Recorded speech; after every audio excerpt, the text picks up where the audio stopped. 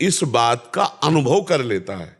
एक होता है ज्ञान होना, जैसे आपको भी ज्ञान है, हम भी बोल रहे हैं, लेकिन इस बात का जब अनुभव हो जाता है तो देखते हुए भी देखता नहीं, सुनते हुए भी सुनता नहीं, भोगते हुए भी भोगता नहीं, चखते हुए भी चखता नहीं, चलते हुए भी चलता नहीं, सोते हुए भी सोता नहीं। ये स्थिति, वो अब जो स्वरूप है उसमें कभी ये कुछ क्रियाएं नहीं होती, पर क्रियाएं सब हो रही है और उसका वो कर्ता भाव स्वीकार किए। पता चलता क्रिया हो रही है, है? पता चलता क्रिया हो रही है, हम अलग हैं। हाँ, ये बात जो है तब मानी जाएगी जब गर्मी सर्दी भूख प्यास जन्म मृत्यु ये सबका दृष्टा हो। समझ रहे ला? हाँ, शरीर के प्रारब्धानुसार भारी भीषण कष्ट है तो भी वो दृष्टा ही है, भोगता नहीं है। और शरीर को बहुत चंदन आदि लगा के आरती पूजा लोग कर रहे हैं, प्रणाम कर रहे हैं, तो भी वो दृष्टा है। न सुख न दुख न मान न अपमान, किसी भी तरह का कोई द्वंद्व नहीं, कोई इच्छा नहीं, कोई सोच नहीं, कोई विकार नहीं, वो अपने स्वरूप में स्थित महापुरुष है। ब्रह्मभूता प्रसन्नात्मा न शोचति न कांक्षति समा सर्वेषु भूतेषु मद भक्तिम लभते पराम। अपने आप से अपने आप को जाना जाता है। गीता में भी तो यही बात है। बस वो जानना है, पर ये जानना कोई खेल नहीं है।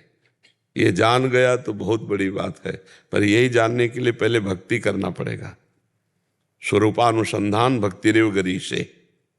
भक्ति, हमारा शरीर बहुत से ऐसे आचरण हुए जो अपवित्र हो चुका है, अंतःकरण अपवित्र हो चुका है, हमारा स्वभाव अपवित्र हो चुका, पहले इसे पवित्र करना पड़ेगा।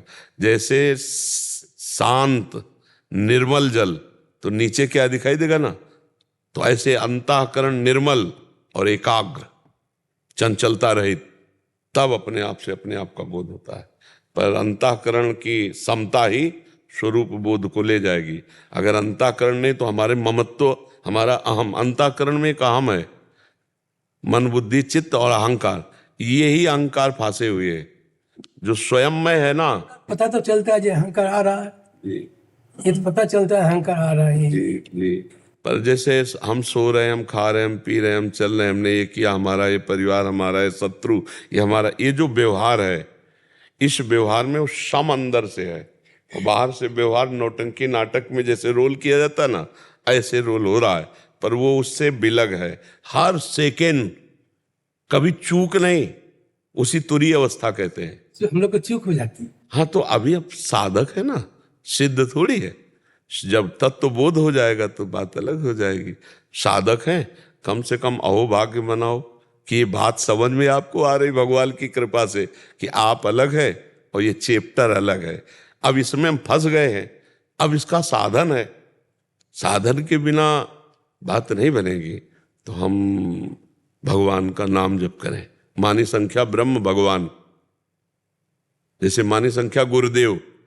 जब सवाल हल करना होता था ना, तो स्कूल में जब थे तो मानी संख्या रखी जाती थी, तो सब परब्रह्म है। तो अब ये हमें जानना है, तो मानी संख्या परब्रह्म गुरुदेव। अब हम गुरुदेव की शरण में गए। भगवान भी गीता जी में नहीं कहते प्रणपातेन प्रश्न, एक जगह हम ब्रह्म भाव किया गुरुदेव में, गुरु साक्षात परब्रह्म। अब उनके उपदेश के अनुसार हम चलने लगे। धीरे धीरे धीरे हमारा हृदय जब पवित्र हुआ, तो अगर ये ज्ञान ना भी हो तो स्वरूप बोध हो जाएगा। मम दर्शन फल परम अनुपा और जीव पाव निज सहज स्वरूपा। जे भी भगवत साक्षात्कार हो ते भी अपने स्वरूप का बोध हो जाएगा। तो हमें लगता है कलिकाल है, अब सिद्धासन पद्मासन में 3 घंटे तो बैठ ले सकते कि आप शरीर को एकाग्र कर सके, और मन बहुत देर तक एक लक्ष्य पे टिका रहे असंभव। आप देखिए, ईमानदारी वाली बात है ना। हाँ, तो क्या करें, अब हम भगवान की शरण में हो जाएं। 2 प्रकार से भव समुद्र से पार हुआ जाता है। एक तो तैर के ज्ञान के द्वारा, उनकी शरणागति होकर नौका पे बैठ के जाना। तो हमें लगता है तैरना अब असंभव हो, क्योंकि समय नहीं रह गया और ऐसा साधन नहीं रह गया कि हम भव समुद्र को ज्ञान के द्वारा तैर कर जाएं। और इसमें बड़े बड़े मगरमच्छ हैं, काम क्रोध लोभ मोह मद मत्सर, एक झटके में लील जाएंगे। जो ज्ञानिन कर चित अपरई बरियाई विमोह बस करई। साक्षी पना 2 मिनट में हटा देगी माया, 2 मिनट में और भोग में उतार देगी, बड़ी प्रबल है ना। तब सब गुरुओं के गुरु भगवान श्री हरि उनका आश्रय ले ले। देखो सनक सनंदन सनातन सनत कुमार ब्रह्मबोध संपन्न महापुरुष है ना, पर हर समय क्या जपते रहते हैं? हरि शरणम हरि शरणम हरि शरणम हरि शरणम। भगवान शिव ज्ञान समुद्र है ना, हर समय भगवान का नाम जप करते रहते हैं, लीला भगवान की कथा अम्बा को सुनाते रहते हैं। तो हमें लगता है भगवान की लीला चरित्रों को सुने, खूब नाम जप करें और दूसरों की सेवा करें, और उस समय अपने को कर्ता ना माने। असत क्रियाओं का तो त्याग कर दे और सत क्रियाओं का कर्ता ना माने तो मोक्ष पदवी रखी है, पर बहुत कठिन है। हर समय देखो चित्तवृत्ति मना कष्टान इंद्रियाणि प्रकृति स्थान कर सती, 5 ज्ञानेंद्रियों के साथ मन भोगों में ही घूमता रहता है। ज्ञान की बात तो दिमाग में है पर प्रयोग में नहीं है। तो दिमाग वाली सी बात तो चलेगी नहीं, प्रयोग वाली सी बात चलेगी। मान लो हर समय राइफल टांगे घूम रहे और शत्रु जब आया तब राइफल भूल गए तो फायदा क्या हुआ? तो ऐसे हर समय ज्ञान की बातें तो कर रहे हैं, जब काम आया, क्रोध आया, लोभ आया, मोह आया तो सब ज्ञान रखा का रखा रह गया, धनुष बाण तूणीर सब भूल गए, तो फायदा क्या हुआ? अस्त्र टांगे। तो हम लोग कुछ ऐसे ज्ञानी हैं कि ज्ञान तो है पर समय पर उसका प्रयोग नहीं है। प्रयोग होता है तप के द्वारा, तपस्या साधना भजन, इसके द्वारा प्रयोग होता है, तब वो ज्ञान हमारे हर समय जागृत रहेगा। तो हमें लगता है खूब नाम जप करो, अगर हमारी बात समझ में आ जाए, भगवान का खूब नाम जप करो। जितना नाम जप करोगे उतने ज्ञान प्रयोग में आ जाएगा। ज्ञान तो है पर प्रयोग में आ जाएगा, और भगवान का भक्त परम ज्ञानी होता है। देखो हनुमान जी महाराज ज्ञानियों में शिरोमणि है, बुद्धिमताम वरिष्ठम ज्ञानिनाम अग्रगण्यम। गरुण जी भगवान के भक्त है ना, गरुण महाज्ञानी गुण राशि, विश्वामित्र महामुनि ज्ञानी, जिनका चित्त भगवान से जुड़ा। तो सही बात में जो ब्रह्म बोध है, तो सोई जाने जे देहु जनाई और जानत तुम्हें हो जाए। भगवान गुरु रूप से जिसे बोध करा देते हैं उसी को बोध हो जाता है। अन्यथा ज्ञान तो सब वेदांत पढ़ लो, याद कर लो, लेकिन माया पर विजय प्राप्त नहीं कर सकते। जो आकर्षण है माया का, ये भ्रम पैदा कर देता है बड़े बड़े ज्ञानियों को। इसीलिए भगवान की शरण में होकर भगवान का नाम जप करते हुए आराधना करो, तो अंतिम समय भगवान स्मृति बन जाएंगे आपकी। और अंतिम समय भगवान की स्मृति हुई तो आप भगवान और आप का जो स्वरूप है एक है। हाँ, फिर सवाल हल हो गया, शेष नहीं बचा। इस सवाल में शेष नहीं बचता हल हो गया। सर्वम खलमिदम ब्रह्म। अच्छा बाबा जी, शरणागति और भगवान की इच्छा से हो रहा, दोनों में अंतर है क्या? है कोई भी कर्म करते हैं भगवान की इच्छा से हो रहा है, और शरणागति में अंतर। ये बात शरणागति ही देख पाता है कि भगवान की इच्छा से हो रहा है, पर अपनी इच्छा का जब पूरा भगवान की इच्छा में समर्पण हो जाता है तब माना जाता है। नहीं तो कभी कभी मनी राम जो है भगवान की इच्छा की आड़ में अपनी वासनाओं की पूर्ति कर लेते हैं, समझ रहे? अब भगवान की इच्छा से भोग आ गया, हमने तो चाहा नहीं था, भोग लेते हैं, फंस जाएगा। देखना होगा जब तक अमना नहीं हुआ, इच्छा रहित नहीं हुआ, तब तक भगवान की इच्छा का बहाना लेकर कभी कभी मन हमें विषयों में फंसा देता है। तो अमना होना, इच्छा रहित होना, फिर इसके बाद भगवान की इच्छा को समझना। नहीं तो फिर पापी लोग भी कहते हैं ना कि भगवान की इच्छा के बिना पत्ता नहीं हिलता। गलत है, गलत है। सूर्य के प्रकाश में कभी अंधकार का प्रवेश नहीं होता। जहां राम तहां काम नहीं, और जहां काम नहीं राम। तो कई लोग ऐसे होते हैं जो सत शास्त्रों के वाक्यों का दुरुपयोग कर देते हैं, मनमानी पापाचरण करते हैं। वो कहते हैं भगवान की इच्छा थी तभी ऐसा। भगवान की इच्छा तब जब अपनी इच्छा भगवान की इच्छा में समर्पित कर दिया। अब हमारी कोई इच्छा ही नहीं रही, तो अब भगवान की इच्छा से उसके शरीर का, पर उससे कभी पापाचरण नहीं होंगे, क्योंकि पापाचरण होते हैं स्वेच्छा से, भगवत इच्छा से कभी पापाचरण नहीं होते।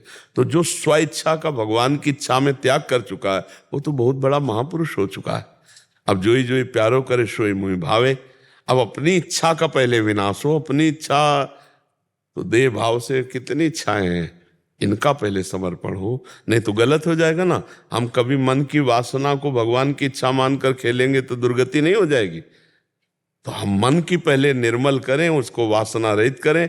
जाहि न चाही कबहु कछु, तुम सन सहज सने।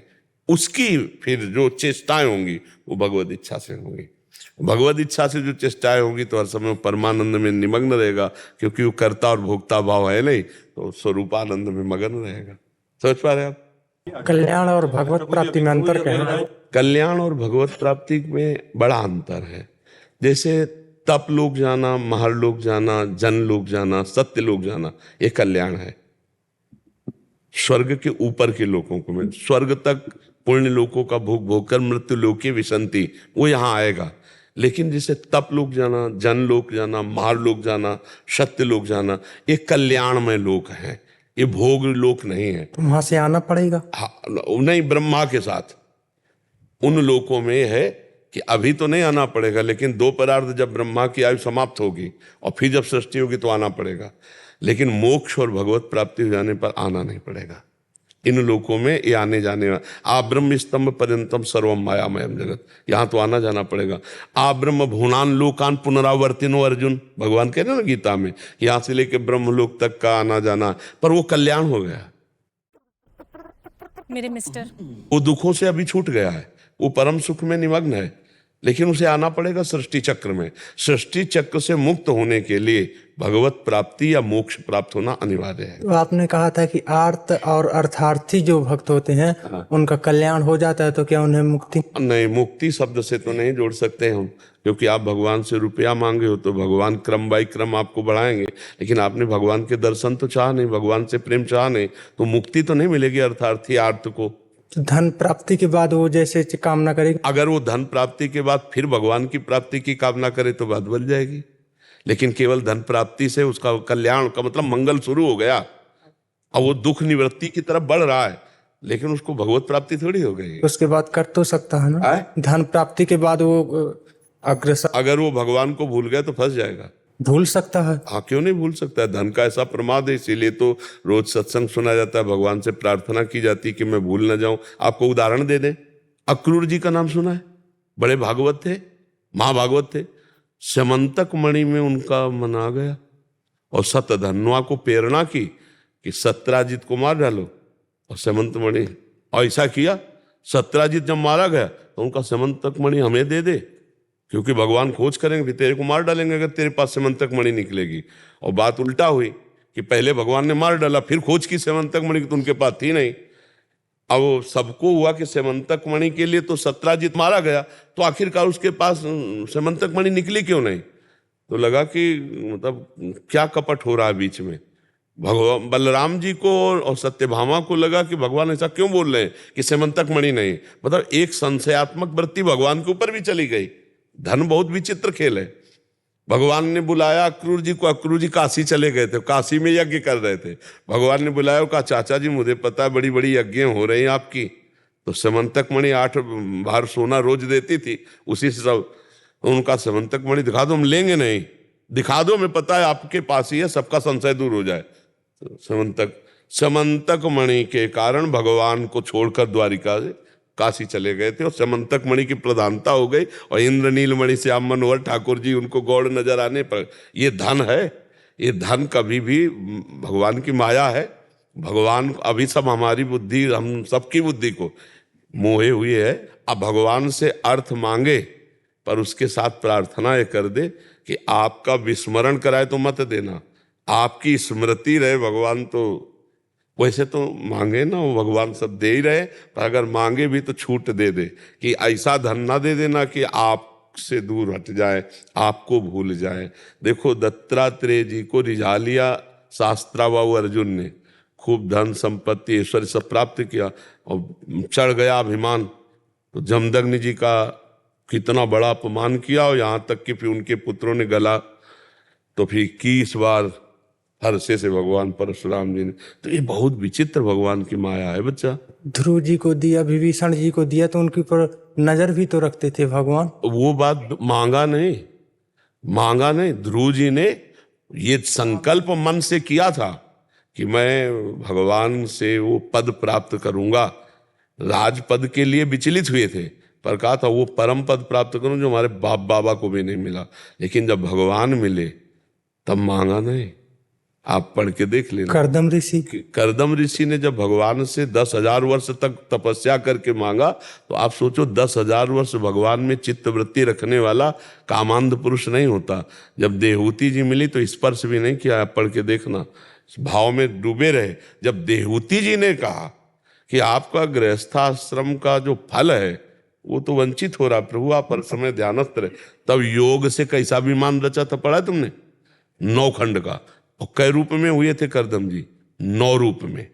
और फिर संतति प्रकट की, तब भगवान ने उनकी तपस्या से रीझ कर अपने आप पुत्र रूप में आकर उपदेश देकर के कपिल देव जी के रूप में देहूति और करदम जी दोनों को भगवत प्राप्ति कराई। नाम जप के द्वारा जो धन प्राप्त होगा, हाँ, धन भी प्राप्त होगा, भगवत प्राप्ति भी हो जाएगी, पर नाम न छूटे तब, है नहीं? पर नाम जप करते हो दोनों चीजें प्राप्त हो जाएगी।